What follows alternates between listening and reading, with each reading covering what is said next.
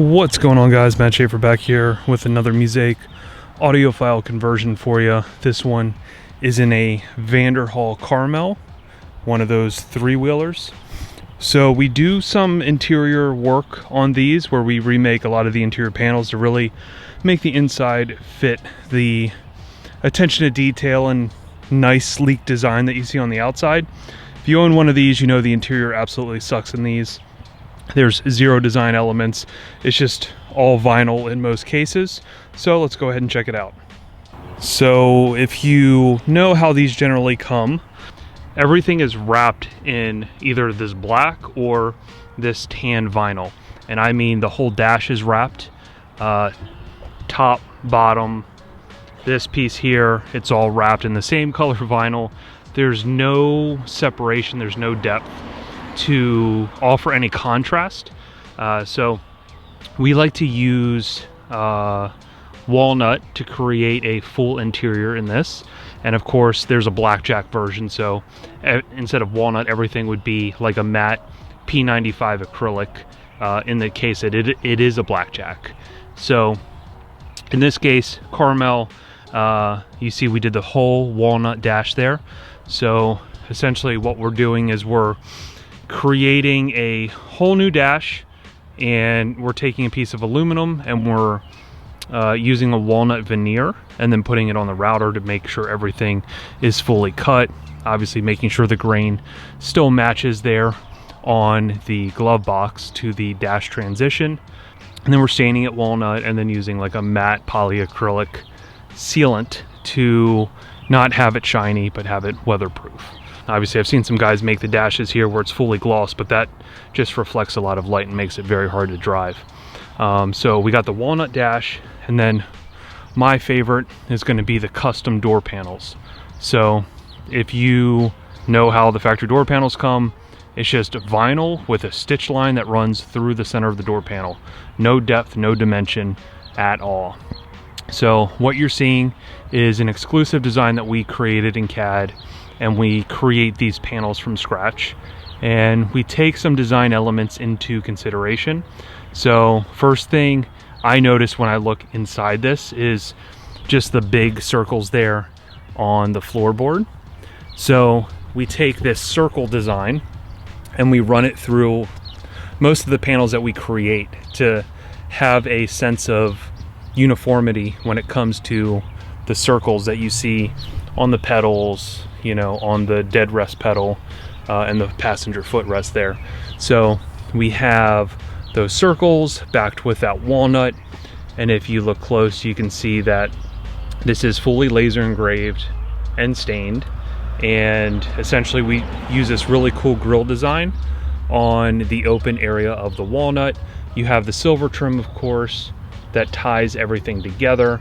You have the Carmel logo at the bottom that represents exactly what you're seeing here on the side. So again, same design with the line. And when we take the design further, you can see the door sills that we create. So this is kind of an easy DIY install that you could do. The door panels are not a DIY install because there's a lot of manual labor that has to go into consideration when it comes to making those. But these are great because they solve a few problems. Obviously, it creates a more attractive entry into the vehicle. It protects the vinyl as you're getting into the vehicle. And then if you guys know, one of the big problems is the seat belts with the Vanderhall rubbing through the vinyl siding. So a lot of people have like weather stripping here or piping onto this piece, and it just looks really bad. So in this case, we have this bottom layer of acrylic that is essentially heat bent and wraps down to protect the vinyl against the seatbelt. So it offers a couple functions. All you have to do to install these is you take out the center screw, you line this up with the center quarter 20, and then essentially you put in the quarter 20, and then there'd be a drill tap that you would use for this quarter 20 and that quarter 20, and then everything perfectly installs. So everything lines up with that factory center quarter 20. That's how those go in. With this client, he also said that he wanted to utilize some sort of a cup holder because the cup holders in this thing are so tiny. So let me sit in here real quick so you can get the bird's eye view. We offered it's a modular solution for if he does not have a passenger. Obviously, as you can see me sitting in here, any room that I'm taking up physically, there's no space for a cup holder. Every place in here is really occupied. My feet fill that whole area, same on the passenger side. So the best thing I could come up with is a modular design that uses the factory cup holder. So obviously we made it big enough to utilize like a Stanley cup or Yeti cup, because that little tiny guy is the size of the factory. And as you can see, you know, it's almost unusable from the factory because the door panel, even from the factory, sits right next to that. So it's almost just like good for change or loose items that you have, and it's not really a cup holder. So we utilized this design that we made, suede bottom. Again, we have the same matching grille design. As you can see, it extends over with the walnut. You can easily fit the Stanley in there. And then when we open up the door here, just to show you how to remove it, it slides out, right? So completely modular. And then he can just put this back here in the storage area if he's got a passenger. But I'd assume most of the time that you're going to be driving around with some sort of a drink, you know, you're by yourself, and you can just, like I said, put that in there. It snaps in. This is designed to basically hold the load against this area here. So I mean, super strong, super sturdy, and super functional. As far as the audio goes, we did the Focal Kevlar KRX2s up front. So we only have a 4-way front. We have the mid-bass, mid-range, and obviously the tweeter here. Everything is running off a Helix P6 DSP amplifier, which is located in the back where the storage compartment is. We made a amp rack, and I can overlay some pictures here of that and the subwoofer enclosure. So the amplifier rack is completely hidden, you can't see the amp, and essentially the subwoofer is built into the other side with a protective cover, but still plenty of space to put belongings here and use it as storage. You could still fit like a helmet back here, for instance.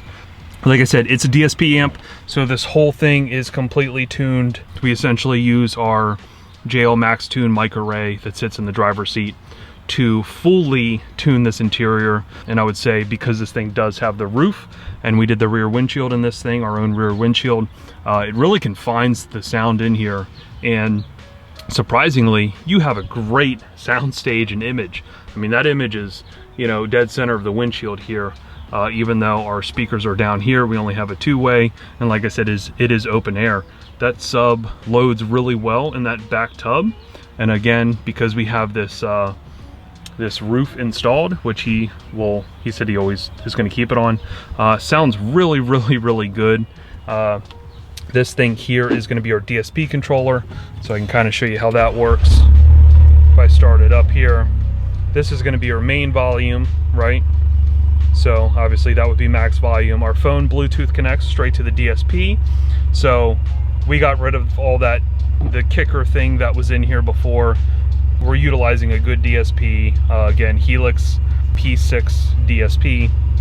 Hit this once, that becomes our subwoofer control. So that's going to be how loud the sub plays. And then that's going to be our preset if we had multiple presets. In this case, we only have one preset, Bluetooth directly in. So that's how that functions.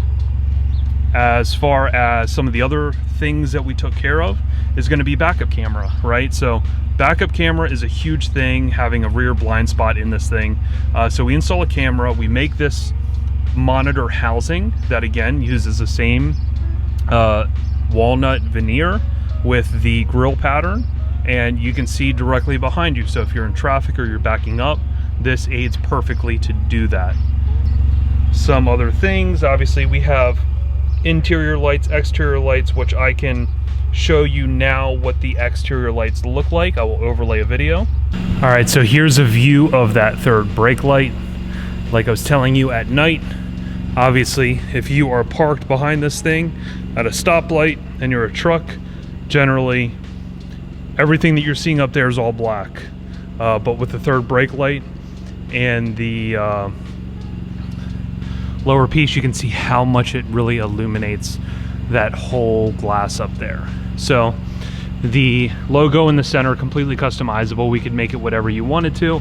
In this case, I just did a design that fit with the factory type of style, but you can see again that red light really reflects through that glass up there. And then same thing with the underglow that we did. When you hit the brake, it triggers the underglow. So the whole underside of this thing completely lights up. And then the cool part is if you put on the turn signal, it turns amber. This side remains the brake light because you're still on the brake, and this side is going to blink accordingly, right? So take the brake light off, and now you just have the one side triggering, and then the other side is white. And you can also turn off the white as well. Put on the other turn signal. So this really makes the visibility great at nighttime and super functional, because again, sometimes, you know, when you're driving these things, especially at night, they can kind of blend in and completely gets lost, and you know, you don't want to get in an accident. So we did footwell lighting as well in here, and this is on a separate RGB module than this, and all of this can be completely programmable to whatever or turned off. And again, that would be the view of the windshield without anything happening. So here's the in-car view of that door panel. Again, cup holder, dashboard. Down here we actually have our phone holder, which is very important for these Vanderhall. So this works in I have a Carmel version and I have a Venice version, which is a little bit shorter. And the cool thing about this, it's a magnetic phone holder that looks really good. Takes that same design that we had talked about. Again, the blackjack version, these would be matte black, and that would be laser engraved, so you can see the Vanderhall logo. Mounts very easily right there on that channel. I send a template, 1/4-20 drill tap, and you can mount this thing right there, black 1/4-20, and there's also double-sided on the bottom of this piece here that runs on that channel. And essentially very simple with how everything works. There's a couple different versions of these plates, but you can put them on the back of a phone case, you can put them on the back of your phone. It's just, they have this, which is a larger plate, and then they have one that's a very small metal plate that you can just put on the back of the phone if you want to avoid the wireless charging. And then essentially it just magnetizes right there in front of the gear shift. So as you're driving, you have a perfect view of your phone. A lot of times we'll do a USB mount right in here somewhere, and we can just have a small cable coming from here to here. If you do wireless charging on that base, the base just becomes too big and bulky. So we just stay away from that and just go purely magnetic. And then we would do a more of a wired charge. Super cool, gets the phone in the perfect spot. And again, we have a monitor for the backup camera right above it. So that's how that works out. All right, so here's a close-up view of that camera. Very sleek, sits right on the edge, low profile, and gets a great view of everything behind you. Here is a view of our rear windscreen, which super high quality, uses a thick cast cell acrylic.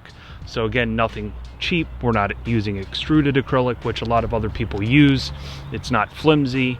It's also bolted directly to the bars here. So essentially there's two ways that you can do this. If you have the roof, it has the cutouts for the straps from the factory. If you are utilizing no roof, you can not have that little cutout for the straps. But again, everything is bolted into the frame. As you can see. Essentially what you would do if you were to get this is you would just tape this up, put a little spacer here and there on the other side just so it's lined up, and then you can mark this with a Sharpie, use a pilot drill bit, a very small drill bit, and then use our 1/4-20 drill tap to tap those threads, and then just utilize this hardware. It is spaced a little bit on the back, so we have a washer in the front of this bolt and a washer behind to create space. That way you can use an air blower or still get a rag between the bar and the piece of acrylic in order to clean it. Now this is our third brake light version. So essentially we have a red cob LED strip on the bottom of this. This is what this black piece is covering.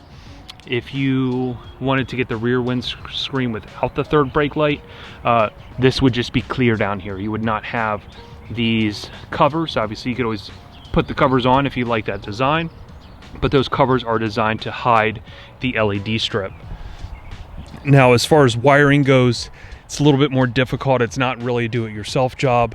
There is some complex parts of the install because the brake lights also share the same circuit as the turn signals, so you need a module to extract just that brake signal out in order for it to work. And then obviously you need to wire it up and run the wire.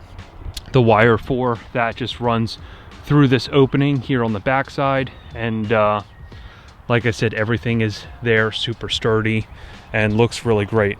I can show you right now what that third brake light looks like.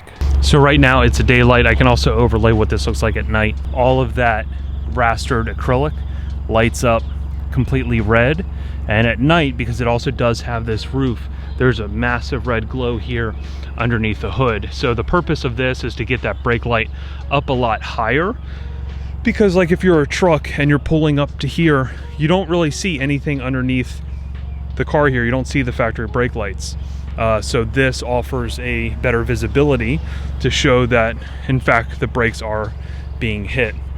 We also did this underglow kit, which I showed you earlier in the video, at night with it functioning, but the whole bottom there lights up red when you hit the brakes. If you hit the left turn signal, that whole left side flashes. Same thing with the right side. So another third brake light there as well. And then there's also a brake light underneath the front. But that's really everything, guys. Thank you so much for watching the video. If you have a Vanderhall and want to get a hold of me regarding a project, here is my phone number followed by my email address.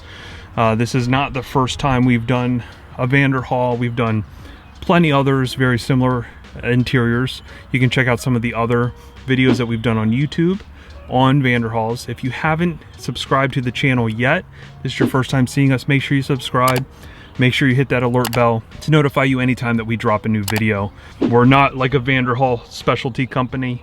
We do high-end builds, interior builds, high-end audio builds in every kind of car or mobile toy possible, right? So check out all the different builds we've done. We've done some really high-end builds and fun European cars. We've done all sorts of stuff. We've even done old classic cars, super high-end modern interior builds. So go ahead and check out that. Obviously follow me on Instagram. Here's our 3 handles below. Make sure you follow me on TikTok. I do a lot of quicker videos before I release the full build log video, which you're watching right now. So go ahead and follow me on TikTok. Use our website as a resource, musaicdesign.com. When you go there, you can find in one spot a full catalog of all the vehicles we've done, by make, manufacturer, and then obviously job type. All the YouTube videos are linked, the full build log pictures are linked, so go ahead and check that out. And like always, guys, I appreciate the feedback, I appreciate the follow and the support, and until next time.